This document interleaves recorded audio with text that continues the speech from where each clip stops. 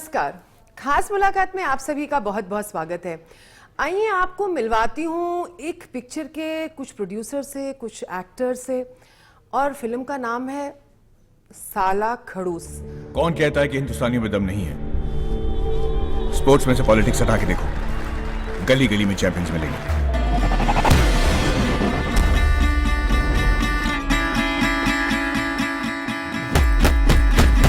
Sexual harassment का case है। एक गुमनाम चिट्ठी के ऊपर सस्पेंड तो नहीं कर सकते। After all he is the best we have.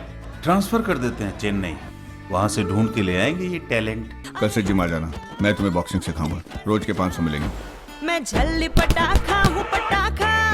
मैंने बहुत लड़कियों को देखा है, ट्रेन किया, लेकिन इसकी जैसी कोई नहीं। This girl is a born champion. सोचा था बॉक्सर बनेगी, चैंपियन बनेगी, वो हासिल कर पाएगी जो मैं नहीं कर पाया। साला खड़ूस बोले मुझे तो क्या हुआ, वो साला खड़ूस बोले मुझे तो क्या हुआ। क्या चाहिए मास्टर? नॉकआउट। बस।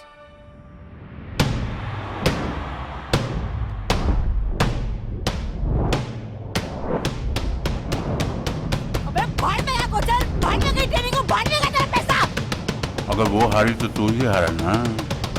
प्लीज दादा, मैंने कुछ नहीं किया था, मुझे फंसा रहे।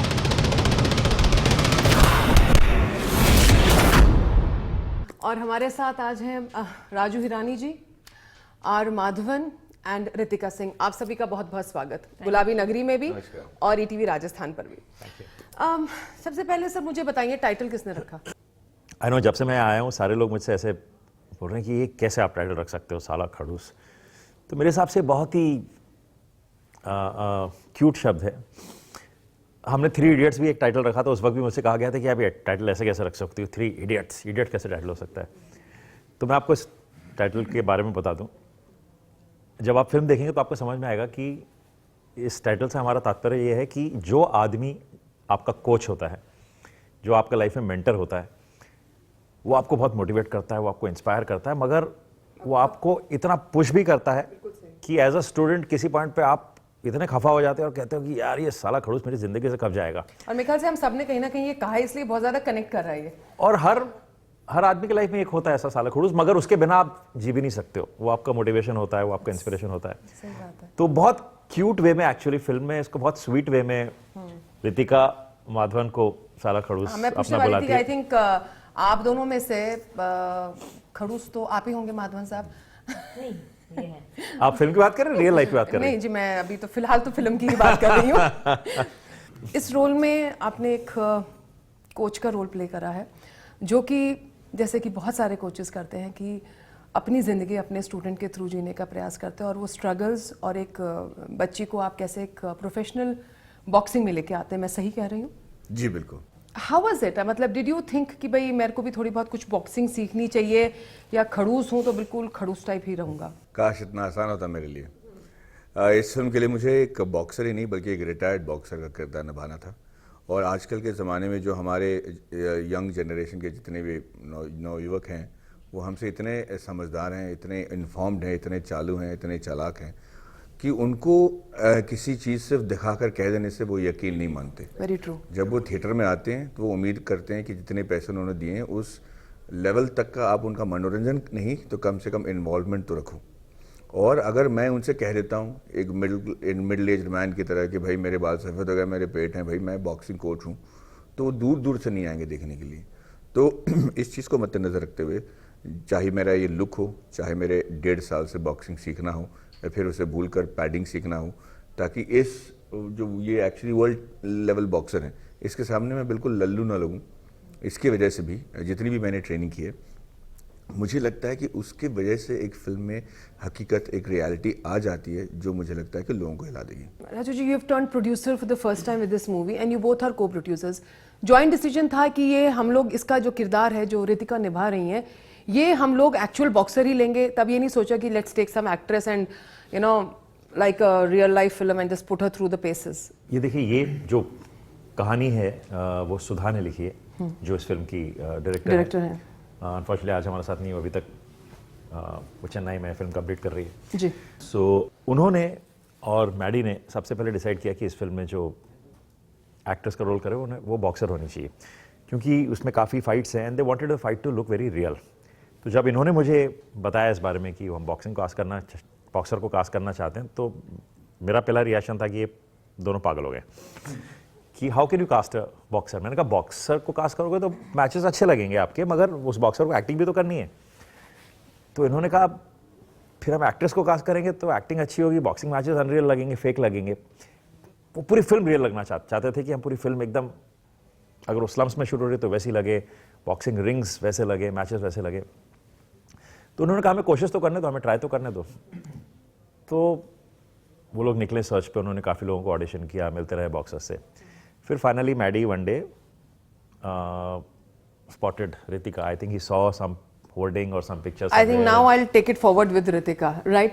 So when did you hear of it? And matlab, was there any, thing that, okay, one part of you is saying ki, okay, let's do this film also, it will be something interesting, a challenge and whatnot. Another was saying ki, no, concentrate on your boxing, on your pure sport.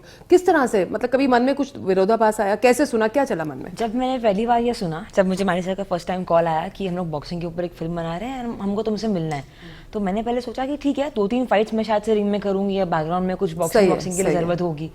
जब मैं उनसे first time मिली तो मुझे मालूम पड़ा कि मेरा जो कैरेक्टर है फिल्म में वो बहुत इंपॉर्टेंट है और बहुत स्ट्रांग है और स्टोरी तो अद्भुत है। मतलब तो मैं तो नहीं बोल ही नहीं सकती। और मुझे बहुत ज़्यादा अच्छा लगा कि इतने बड़े फिल्म मेकर राजू जी और मैडी सर ने ये डिसीजन लिया। आई मीन एक मुझ जैसे बॉक्सर को कास्ट करके इतना बड़ा रिस्क है इन लोगों के लिए ये चीज़ लेना। मैं तो कभी लाइफ में एक्टिंग की भी नहीं है, कभी कैमरे फेस नहीं किए, मैंने आज तक स्कूल में कोई ड्रामा में पार्टिसिपेट नहीं किया, ड्रामा प्लेस किड्स कुछ नहीं किए।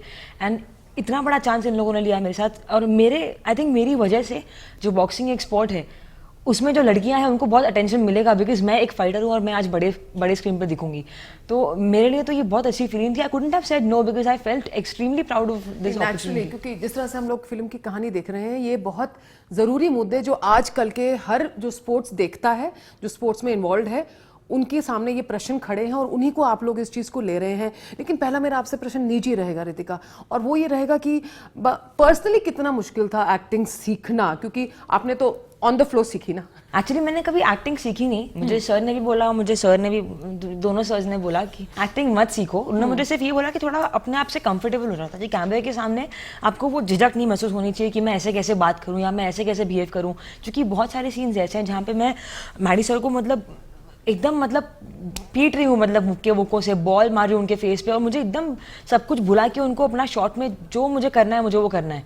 तो अगर मेरे अंदर वो इनहिबिशन रहेगा कि मैं कैसे बात करूँ। और हुआ क्या, उसका नतीजा तो बता दो। मैडी ने जिस दिन पहले दिन एक्चुअली इन्होंने मुझे बहुत उकसा दिया था उस दिन। उन्होंने मुझे बोला कि रितिका देख, जो भी अगर तुझसे बनता है ना, शॉट एकदम लगना चाहिए कि तू रियल में कर रही है, it should look very real, it should come very naturally to you, so just do everything in your power to make this shot look epic and real. मैं बोला सर मैं कैसे करूँ, मुझसे नहीं होगा, आप मेरे से इतने बड़े हैं, आपकी बहुत रिस्पेक्ट करती हूँ, तो मारना था इनको, और प्लस ऐसे बात भी करनी थी एकदम खुन्नस में। तो बोलते रितिका ट्रस्ट मी, मैं बहुत ट्रेनिंग करके आया हूँ, I am ready for it, go for it. तो मैम ने बोला action, and I went for it. उसके बाद में बहुत बड़ा एक्चुअली सीन हो गया था, क्योंकि उनके दांत थोड़े से ऊपर नीचे हो गए थे।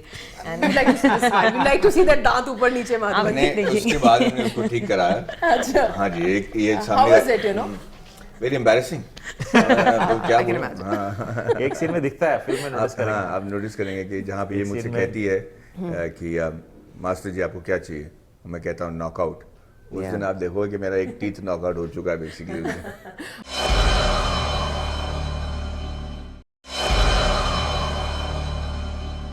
जो आपने अपना इसमें लुक रखा है, so there is very definitely a look which is very different. जो अभी आपकी लास्ट मूवी आई थी तनु एड्स मनु रिटर्न्स से, बहुत ही एक clean shaven and the doctor has turned into the rebel. Very you did it purposely या you thought that this is the way it suits the character? किसी भी फिल्म में जो भी किरदार मैं करता हूँ, मुझे इतनी लग्जरी नहीं है कि मैं ये चूज़ करूँ कि इस फिल्म में मैं ऐसा दिखना चाहता हूँ। बहुत मुश्किल से मुझे एक ऐसी स्क्रिप्ट मिलती है जो मैं फ़ौरन उसी तरह करना चाहता हूँ। और जब मुझे साला खड़ूस मिला, ये तनु एड्स मनु रिटर्न से पहले की बात है, तो सारी तैयारियाँ फिल्म की शूटिंग के पहले हो चुकी थी। इस फिल्म की ज़्यादातर शूटिंग भी जो है तनु एड्स मनु रिटर्न्स के पहले हुई थी। तो तनु एड्स मनु रिटर्न्स में एक्चुअली आप देखोगे कि पूरी फिल्म में मैं अपने ये जो एक कंधे उंधे को यूं खड़े के हाथ बांध कर मैं हमेशा वो एक आपकी वहाँ पे फिजिकल लैंग्वेज बहुत डिफरेंट है जी। और नहीं, वो इतने मस्कुलर हो चुके थे फॉर दिस रोल, उसमें छुपा रहे थे अपने में। आई नो, वही तो he had to show different body language there. हाँ, तो एक पहला सीन में तो हम बिल्कुल फेल कर गए। एक सीन है जहाँ पे हम लोग मेंटल असाइल में आता हूँ, तो मैं जैकेट पहन के आता हूँ, कॉरिडोर में उन्होंने लॉन्ग शॉट रखा, वो रख दिया फिल्म में, उसमें तो एकदम पहाड़ दिख रहा हूँ आते आते। तो उन्होंने then they had to cut take out the jacket और पूरा सब। तो ये लुक जो है ये इस फिल्म के लिए बिल्कुल सही था। और मैंने तो मतलब सफ़ेद बाल रखे हैं, मैंने बाल बड़े कर दिए, दांतों में ब्रेसेस अभी भी हैं, जिसकी वजह से मैं हकलाता हूँ बोलते वक्त फिल्म में। तो इस फिल्म के लिए जो ज़रूरत है वो मैंने की। काश मैं वो कर पाता जो मैं चाहता हूँ। क्या चाहते थे आप? वो कि लुक अब देखने में तो मैं भी मेल गिब्सन की तरह दिखना चाहता हूँ हर फिल्म में। नहीं, I think we are okay with this. Thank you very much. Right, we are perfectly okay with it. Raju ji, producer पहली बार आपने ये करे हैं, and you had this Sudha ji, wonderful women director, but still कितना मुश्किल था कि भाई नहीं, ये ऐसे नहीं, actually because after all direction is in your blood. नहीं, देखिए, the only reason to do it was because it was a great script. मैं हमेशा कहता हूँ कि कोई फिल्म वही बनाओ जब आपको कोई ग्रेट स्क्रिप्ट मिले। तो ये जो कहानी सुधा ने लिखी थी वो बहुत ही खूबसूरत कहानी थी। फिर मैडी जब लेके आया, मैं जुड़ गया इसके साथ, और मैंने कोशिश की मैं जितनी मदद कर सकता हूँ मैंने मदद करने की कोशिश की, पर मैंने कभी ऐसा नहीं किया कि मैं इम्पोज ही कर दूँ, क्योंकि एक डायरेक्टर की विजन होती है। नेचुरली अगर मैं बोलूँ कि नहीं ऐसा करो, तो फिर मुझे एक डायरेक्टर, यानी why should I work with Sudha, then I should direct the film. तो सुधा एक विजन लेके आई थी, वो इतना रिसर्च करके आई थी, तो मैं एक दिन भी नहीं गया शूटिंग पे, आई नेवर वेंट ऑन। वो खास बात है। हाँ, एक आई दिन डिडंट में वांट टू shoot इंपोज भी माई नहीं। सेल्फ। बाद में ठीक है, एडिटिंग में मैं जहाँ कंट्रीब्यूट कर सकता था वहाँ कंट्रीब्यूट किया, किसी और ढंग से जिस ढंग से मैं कंट्रीब्यूट कर सकता हूँ वहाँ किया, मगर I made sure that I will not step on the shoot, क्योंकि एक डायरेक्टर का विजन है, वो विजन एक आदमी की जानी चाहिए।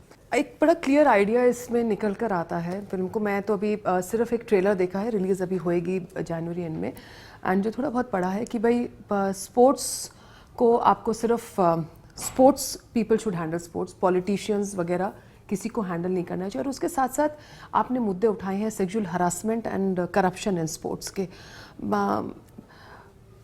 Again totally went with the script, with the direction, या आपका कुछ और पर्सनल पॉइंट ऑफ व्यू है? माधवन जी, पहले आपसे। देखिए, ये फिल्म को शुरू करने से पहले और स्क्रिप्ट को लिखने से पहले हमारी फिल्म के जो निर्देशक हैं सुधा जी, वो नॉर्थ ईस्टर्न टेरिटरी में मेघालय, शिलोंग, वहाँ से लेकर कन्याकुमारी और कश्मीर तक के जितने बॉक्सेस हैं वो सबसे मिली।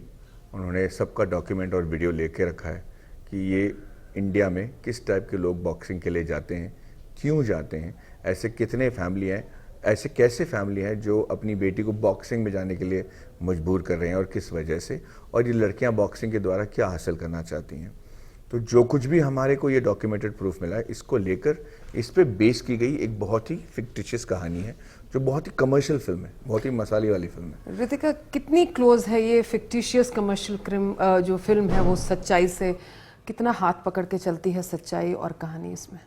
आई थिंक क्लोज होने की बात नहीं है, इट्स जस्ट दैट जो आप देखेंगे वो रियल में होता है। इट इज़ जस्ट मतलब सेम चीज़ होती है। मेरे साथ में नहीं हुआ इतना ज़्यादा, क्योंकि मेरे डैड हमेशा मेरे आसपास थे, he is my trainer, is my coach, तो ही वॉज ऑलवेज देयर मेरे पे ध्यान रखने के लिए।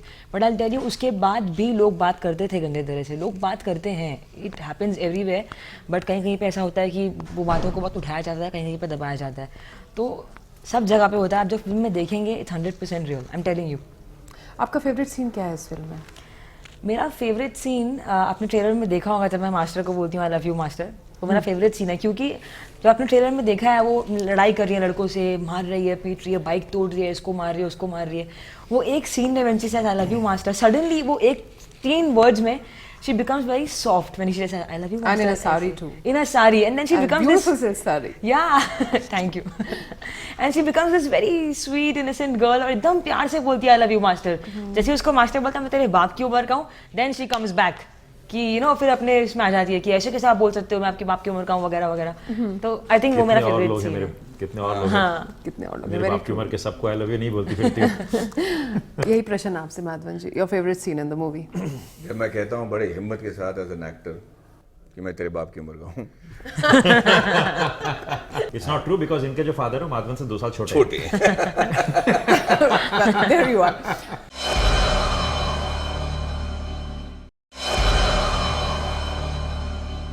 साला शब्द को भी लेके कुछ एक कंट्रोवर्सी हुई थी राजू जी। नहीं, साला को लेके कोई कंट्रोवर्सी नहीं हुई। इनफैक्ट मैं खुद सरप्राइज था, मुझसे कहा गया था कि होगी क्योंकि जब हमने इस फिल्म का टाइटल रखा था उस वक्त हमको लगा, हमने कहा ये फिल्में हिस्टोरिकली है, नौटंकी साला, शोले में कहा गया था नौटंकी साला, उस नाम की फिल्म भी बनी है और कई साला वर्ड कई बार सिनेमा में यूज हो चुका है, इसमें कोई। फिर अचानक हम सुनने लगे कि ये वर्ड काटा जा रहा है। तो जब हम सेंसर में गए तो मुझे थोड़ी सी चिंता थी कि कैसे रिएक्ट करेंगे, पर जब उन्होंने फिल्म देखी, उन्होंने पहले तो हम लोग को कॉन्ग्रेचुलेट किया कि ऐसी फिल्म बनाई आप लोगों ने, और उन्होंने कुछ नहीं काटा, यानी कुछ छोटे कट्स आए बट साला नहीं काटा कहीं उन्होंने। तो जब हो गया सब, मेरी चिंता दूर हो गई। तब मैंने उनसे पूछा कि मैंने कहा मैं तो सुन के आया था कि आप लोग काट देते हैं। तो उन्होंने कहा नहीं, इस फिल्म में जिस खूबसूरती से उसका इस्तेमाल किया गया है कि हम कॉन्टेक्स्ट देख के काटते हैं, ऐसा नहीं है। हमने जब भी काटा है वो शब्द, उसके पीछे अक्सर कोई शब्द जुड़ा रहता है जो सालों को बहुत ऑफेंसिव बना देता है। तो ऐसा नहीं है कि हम सिर्फ साला देख के काट देते हैं। आपने उसको क्यूट सा एक शब्द बना दिया है और आपकी फिल्म देख के वी रियलाइज कि it's a very inspiring film. So music एक बहुत बड़ा रोल प्ले करती है हर फिल्म में, and the songs and whatever it is there. But पहले म्यूजिक की बात करते हैं। म्यूजिक कैसा है इस फिल्म में, किस तरह का है, थोड़ा सा just a bit of guidelines. See music, आपने जैसे हमारी सारी फिल्मों में पहले भी देखा होगा कि हम म्यूजिक दो किस्म का होता है मेरे हिसाब से सिनेमा में।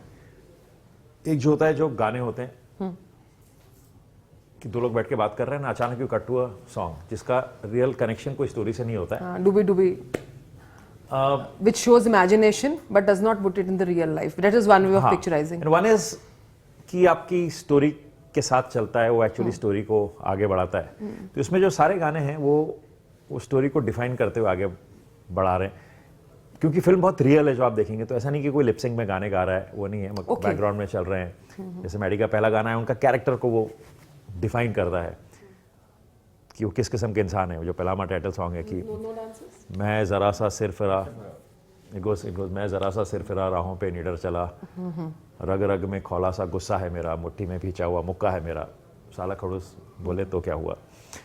तो वो उनको डिफाइन कर रहा है। इनके बीच में एक लव सॉन्ग है, मगर वो भी स्वानंद ने इतना खूबसूरती से लिखा है। उन्होंने कहा ये बॉक्सर है दोनों, इनका लव सॉन्ग तो ऐसा नहीं हो सकता कि मेरा दिल तुम पे आ गया सनम, वो बहुत फेक लगेगा। तो उन्होंने जो शब्दों का इस्तेमाल किया है, उन्होंने फाइटिंग शब्द लिए हैं।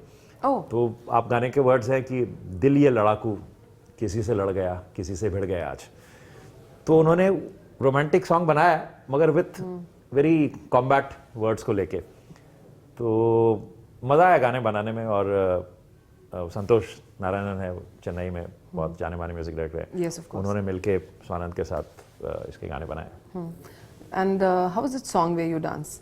वो इट्स फैंटास्टिक। और जो सॉन्ग में जो हम डांस भी कर रहे हैं ना, आपको एक बार भी देख के लगेगा नहीं कि ये वेस्टर्न लड़कियां एकदम बॉम्बे वाला डांस कर रही हैं। वो टिपिकल चेन्नई वाला डांस है और एकदम फ्री स्टाइल है। हमने कोई उसके लिए रिहर्सल नहीं की खास, थोड़े बहुत स्टेप्स जो गिने चुने थे वो थोड़े बहुत रिहर्स थे। बाकी उन्होंने बोला जो तुम्हारे दिल में है, गाना सुन के जैसा तुमको फील हो, लेकिन बॉलीवुड नहीं होना चाहिए वो, मतलब जो आप मच्छी वाले जैसे डांस करेंगे वैसे डांस करो। तो वैसा सॉन्ग है, मतलब फुल मस्ती वाला गाना है। उसके लिरिक्स भी बहुत अच्छे हैं। बताएंगे कौन से? हाँ, जैसे मुझको क्या पता ख्वाब कैसे होते हैं, हम तो आज को ही ख्वाब जैसे जीते हैं, इधर उधर घूमो मैं मत समझो हूँ तितली, मारूंगी पंजा खूंखार हूँ बिल्ली।